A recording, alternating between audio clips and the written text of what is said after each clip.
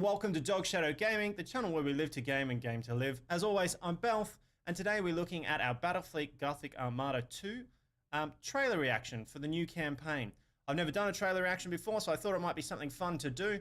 So what I thought we'd do is we just watch it through together, and then after that, I'll watch it with you guys and stop it a couple times, make some comments, give some reactions to what I'm seeing and what I'm thinking.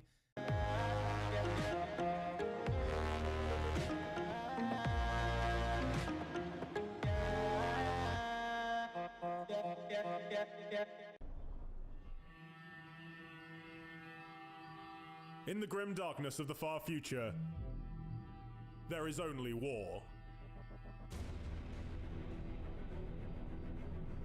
These are the closing days of the 41st millennium. The 13th Black Crusade tears through the Aegis Ocularis, the space surrounding the dreaded Eye of Terror. Worlds burn as chaos makes a push for holy terror. The ashes of Cadia flowing in its wake as the combined might of the Imperium desperately tries to stem the tide. The ever-opportunistic forces of the galaxy, Eldari, Drukhari, Orcs, and worse besides, make their own plays for glory, dominance, and survival.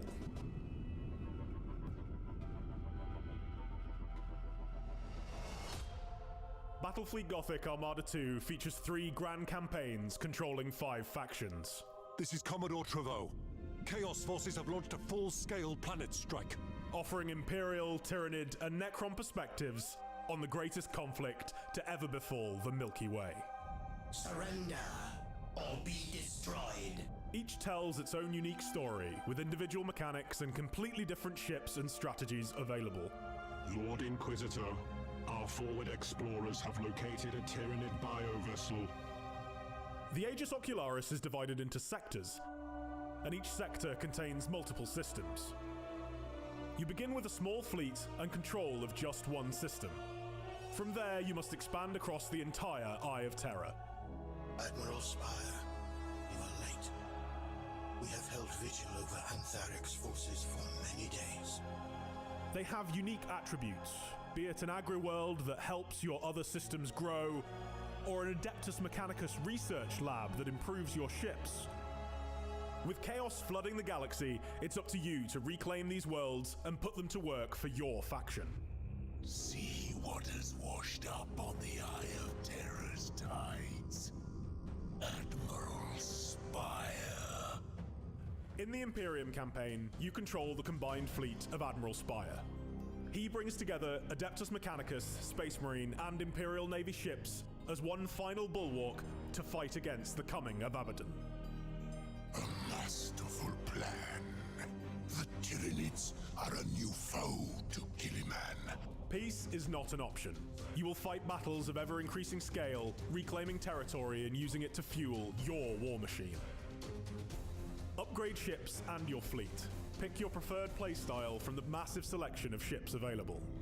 The enemy will not leave you to your riches, so prepare defenses and secure your most valuable systems as best you can. Build new fleets and assign new admirals to continue your expansion and win the war.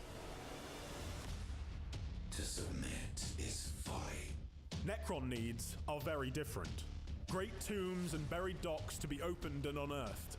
Pylons to push back chaos, and mysteries of the galaxy to be unlocked. The Tyranids' rapacious appetite and need for destruction manifests in a completely different set of galaxy map mechanics. They deploy vanguard forces to infiltrate systems long before they arrive. Once taken over, worlds are consumed over time. This slowly reduces their output until nothing but ash, bones, and biomass remain of once great colonies.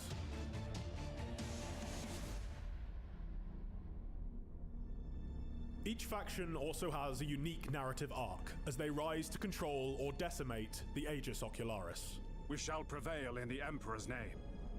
All 3 are totally separate, totally new storylines for Warhammer 40,000. They take the galaxy, its heroes and villains, in new, unforeseen directions. It shall be as you say.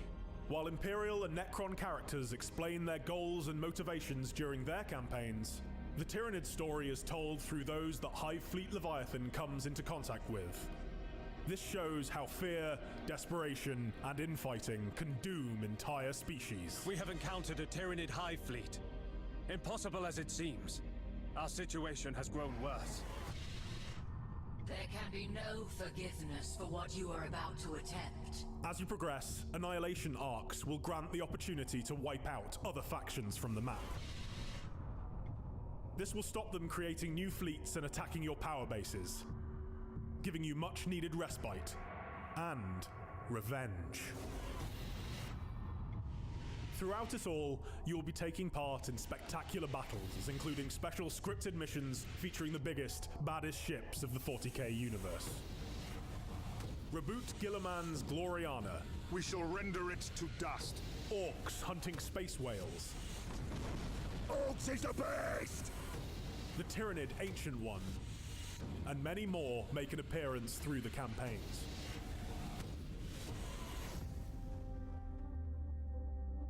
All this playable in co-op, with each player controlling half the fleet in each battle.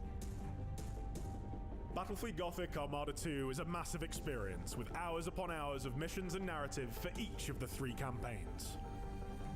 This is on top of the 12 factions in ranked multiplayer, skirmish, and 2v2. They have all their own skills, upgrades, sub-factions, settings, nigh infinite possible maps, and much more. The Aegis Ocularis awaits.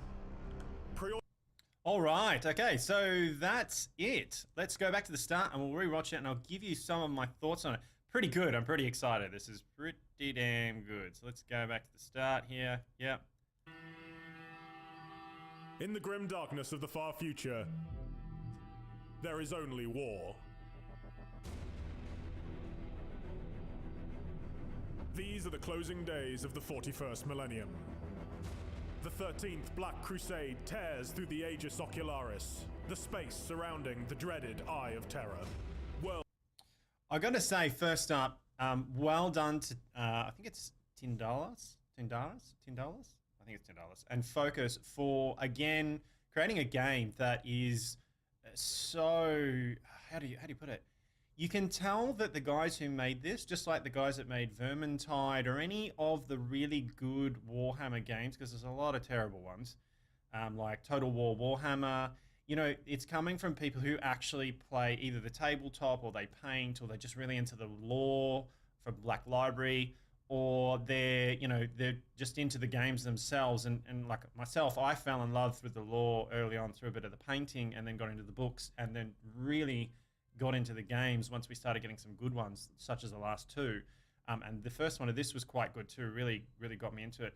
But well done on them again on doing a lot of really cool cutscenes and spending the time to create those cutscenes and really immerse the player in the universe. I think it really shows when you've got developers who actually love the universe. They're not a big company just trying to make, I mean, they're all trying to make money, of course, but there is a passion behind it. And there's a big difference between games that have passion with this kind of strong lore backing and games that are just made for money. And I could think of a couple of like Lord of the Rings games that were just made for money without a lot of passion behind them. There's a couple of Warhammer ones that probably didn't have the passion behind them. But generally, I think most of the time, and you can disagree with me, but most of the time when you get a good Warhammer game, it's because they love the lore. It's not somebody trying to make something that they don't know about. So just hats off to them straight off, and I love all the cutscenes, just like the first one. It really immerses you in the game. Well done. So let's keep going. Worlds burn as chaos makes a push for holy terror. The ashes of Cadia flowing in its wake as the combined might of the Imperium desperately tries to stem the tide. The ever-opportunistic forces of the galaxy, Eldari, Drukhari, Orcs, and worse besides, make their own plays for glory, dominance, and survival. I like the way he just said, and survival.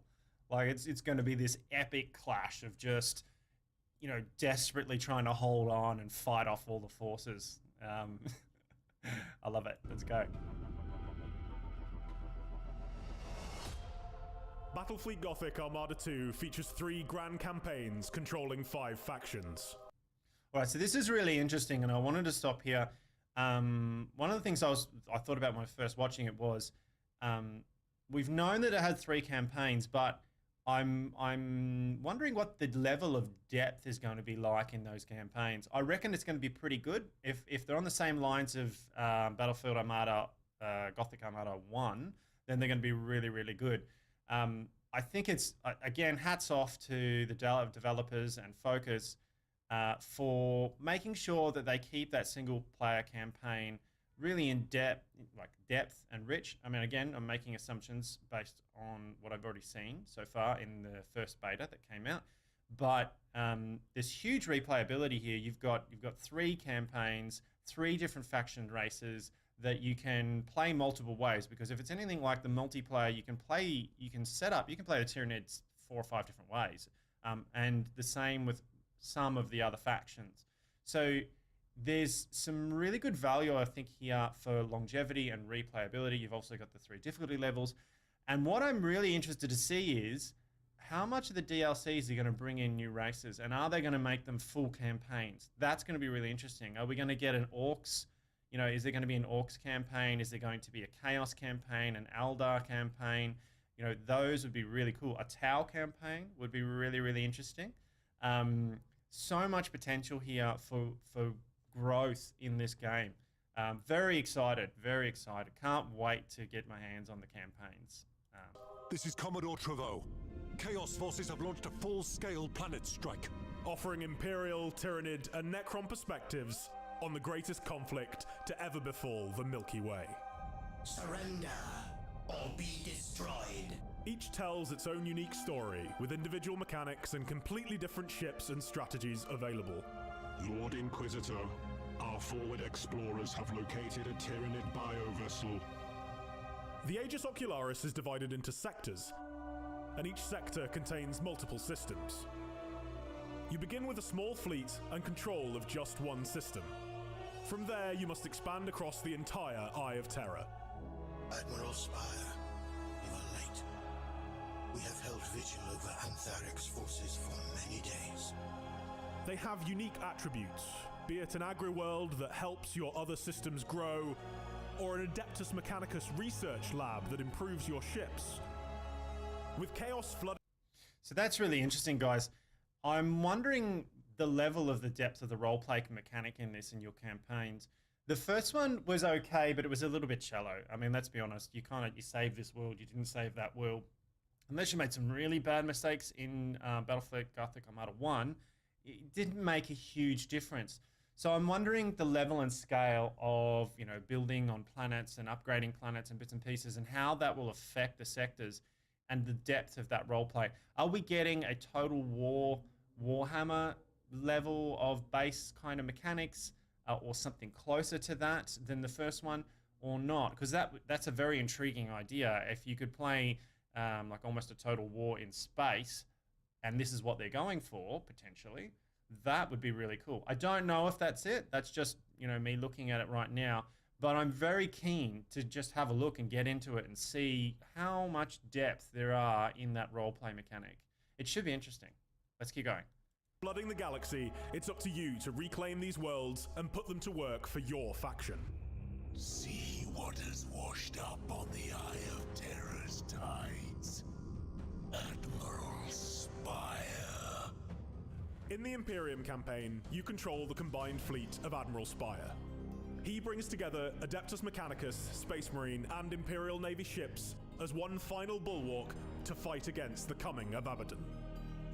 A masterful plan. The Tyranids are a new foe to Gilliman.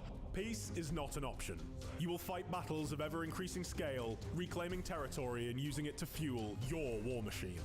So that's interesting. We're playing Admiral Spire again, which is awesome. He was a great protagonist in the first campaign, the first game. So great to see him back in the second one. Really like it. Interesting that we will again be able to, use all 3 elements of the Empire. So the Imperial Navy, you'll get the Space Marines, and you'll get the Mechanicus of Mars playing through the campaign together. if we go back to what we were saying before about potential DLCs, think about the implications of that. A Tau DLC where you get to use both the Tau different races, an Eldar potentially DLC where you might join up. I don't know. Drukhari wouldn't join up with the Azrani and the Corsairs, and the Corsairs and the Azrani maybe. I don't know. If you know more about the lore with the Eldar, I'm not great on them. Leave it in the comments below. But it would be interesting. Think about a giant orc war sweeping across the galaxy. Something like, I mean, this is 40k with Gilliman, but something like in the novels, the Beast, in the 31st millennium, where there's this massive orc war, something like that, where you sort of capture different orc war bands and pull them into your war or attract them into your war. A campaign DLC like that, where you can play all the different factions or different war bands of the orcs, would be really cool. Just something for future. Plenty of potential there. Really interesting. Upgrade ships and your fleet. Pick your preferred playstyle from the massive selection of ships available. The enemy will not leave you to your riches, so prepare defenses and secure your most valuable systems as best you can. Build new fleets and assign new admirals to continue your expansion and win the war. To submit is folly. Necron needs are very different. Great tombs and buried docks to be opened and unearthed. Pylons to push back chaos, and mysteries of the galaxy to be unlocked.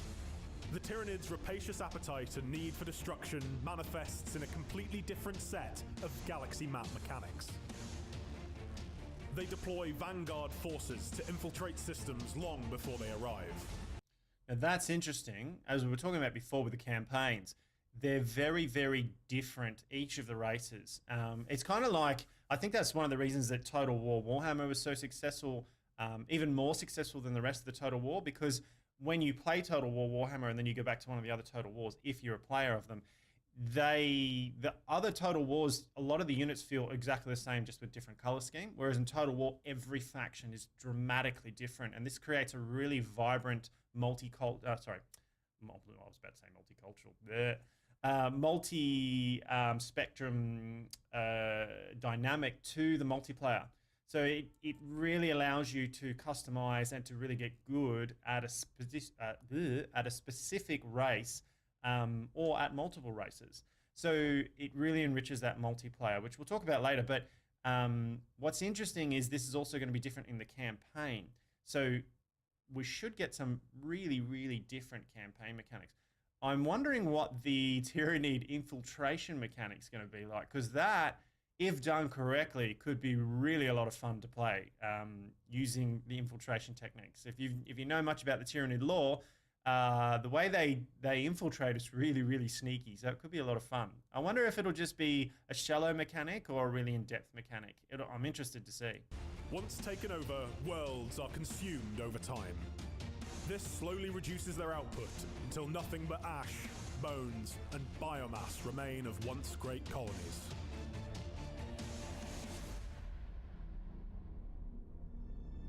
Each faction also has a unique narrative arc as they rise to control or decimate the Aegis Ocularis. We shall prevail in the Emperor's name. All three are totally separate, totally new storylines for Warhammer 40,000. They take the galaxy, its heroes and villains. Man, I just love this artwork. I just got to say it again. Well done, guys. The artwork looks amazing. Really, really cool. This is like, you put this stuff up as your as your web backdrop and your dashboard. It's amazing. In new, unforeseen directions. It shall be as you say. While Imperial and Necron characters explain their goals and motivations during their campaigns, the Tyranid story is told through those that Hive Fleet Leviathan comes into contact with. This shows how fear, desperation, and infighting can do. So this is really interesting. I'm assuming from most of the other campaign races, you're going to be getting the perspective for the most part of the actual protagonist of that particular race or faction. So it's interesting that the Tyranids will not be doing that. You're going to be getting their perspective. You're going to get the perspective of the Tyranids from everybody else, which is interesting. When I first saw it, I was kind of thought, no, I'd really like to see the perspective or listen to, what is the hive mind thinking and how is it working? It would be pretty cool to explore that. But then I was also thinking, yeah, but they're kind of, I mean, it's a hive, right? So it's kind of like a beehive, you know, that sort of hive mentality of bees to some degree, although they're telepathic, so it's a bit different. Or ants, or, you know, anything that's hivish like that, and colonies. But how would you do it justice? It'd probably be pretty hard to do it justice, I think. It could come off being corny or not right or just not well. So exploring it from every other faction is interesting because dramatically it can really play into the lore of the universe. So it's going to be really interesting to see how the other races perceive the Tyranids in the universe. Although there's a little part of me that would have liked to have, you know, heard the hive mind giving out orders and its thoughts and that sort of stuff. Might have been a bit basic though. Who knows? Anyway, let's see how we go. Entire species. We have encountered a Tyranid hive fleet. Impossible as it seems, our situation has grown worse. There can be no forgiveness for what you are about to attempt. As you progress, annihilation arcs will grant the opportunity to wipe out other factions from the map. This will stop them creating new fleets and attacking your power bases, giving you much needed respite and revenge. Annihilation arcs. I wonder what that's about. They don't go into a lot of detail on it, but I mean, basically you can wipe out another race. I get that. That's the basic concept of it, or principle. But I wonder how that plays out, and how early you get to wipe them out, because you wouldn't want to wipe them out too early, or it'd make the game a bit dull. Although there are plenty of factions to fight. So anyway, we'll see. Throughout it all, you will be taking part in spectacular battles, including special scripted missions featuring the biggest, baddest ships of the 40k universe. Reboot Gilliman's Gloriana. We shall render it to dust. Orcs hunting space whales. Orcs is a beast! The Tyranid Ancient One. And many more make an appearance through the campaigns. Now this is really cool. In the first beta that launched back in early December last year, it was really cool in the prologue to get to play the Phalanx, the Imperial Fists, like chapter fortress monastery, but it's a giant ship, for those who don't know the lore. This thing is massive, like it's ridiculously huge compared to everything else. It's bigger than a Blackstone fortress. So it'd be really cool to see the other versions of this for the other races. I'm very excited to get in there with the Tyranids and have a go with that. And the Necron looks really cool too. So yeah, very exciting, very exciting. All this playable in co-op, with each player controlling half the fleet in each battle. Battlefleet Gothic Armada 2 is a massive experience, with hours upon hours of missions and narrative for each of the 3 campaigns. This is on top of the 12 factions in ranked multiplayer, skirmish, and 2v2. They have all their own skills, upgrades, sub-factions, settings, nigh infinite possible maps, and much more. All right, so this is really interesting. During the first beta that I was playing, and if you have watched the channel while I was streaming that on Twitch, you'll know that there was some balancing issues that needed to be addressed. Everyone's going to be screaming Space Marines, Space Marines, Space Marines. They needed a pretty big buff, I think, for a faction that was very directed towards, and if you've watched my multiplayer campaign video, you'll know my thoughts on it, but they're very directed towards boarding actions and getting in close, but they were too weak to really do that effectively, in my opinion. And there was a couple other races that I felt needed some buffing. Eldar needed to be a little bit faster. I think that the Dark Eldar needed a better cloaking system. I think it was good, but it could use a bit of buffing. The Orcs were pretty good. The Necrons were pretty good. The Tau were very good. Maybe a little bit too fast moving, turning. There was little things, bits and pieces, nothing major.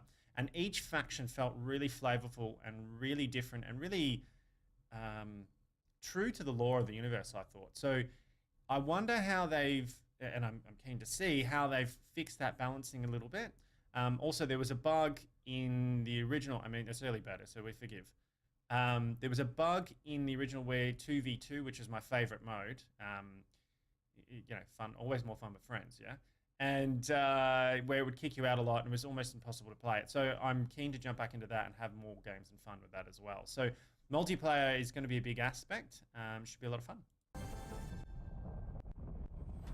The Aegis Ocularis awaits. Pre-order now to make sure you get a glimpse of the campaign in the second beta for Battlefleet Gothic Armada 2. All right, so that comes to the end of it. So pre-order, don't pre-order. A lot of people have different feelings about that. I pre-order because, like, I'm a bit of a sucker for anything Warhammer. I play anything Warhammer, and that's what the channel's mostly about. So I pre-order. Plus, Battlefleet Gothic 1 was a great game, so I felt confident with these developers and the publisher that buying it is worth the pre-order. That's my opinion. Most people say never buy pre-order, and I can agree with that, especially when you're talking about EA, Bethesda, and just about every other AAA publisher who will rot you. But with these guys, they have a love for the game, and I believe it's worth it. But again, I'm not trying to shill you or sell you. You know, wait for the review. I'm going to do a review on it. So if you're watching on my channel, Chapter Master Valeric will do a review on it. You know, ASUSTeK Hydra will do a review. There'll be plenty of reviews, so you can check it out before you buy it. Personally, I'm loving it so far. I hope that the second beta, opening 15th January, here you can see it on the screen, is as good as the first one, just more improvements, which will be great. I'm sure it will be. I will be, on the 15th, I'll definitely be streaming it. I've just organizing Restream and everything else and trying to get my head around all of that. So trying to get that all ready for the 15th. I'll definitely be doing probably a 6 to 8 hour stream on Wednesday the 15th, whenever it decides to launch. I'll be starting it pretty much straight away as soon as it's ready to go. We'll do a massive stream for the day.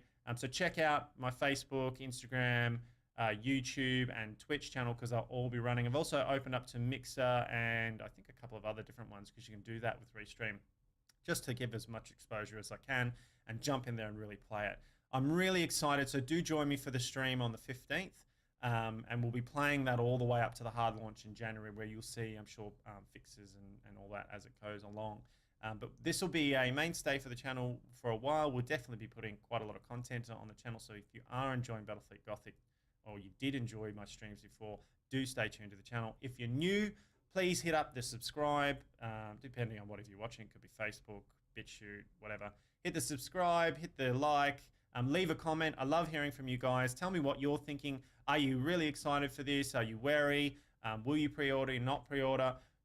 Leave it to me. I'd love to hear from you guys what you all think. That's probably it for now. As always, guys, thank you very much for watching. And remember, the Emperor protects. See you guys. Bye.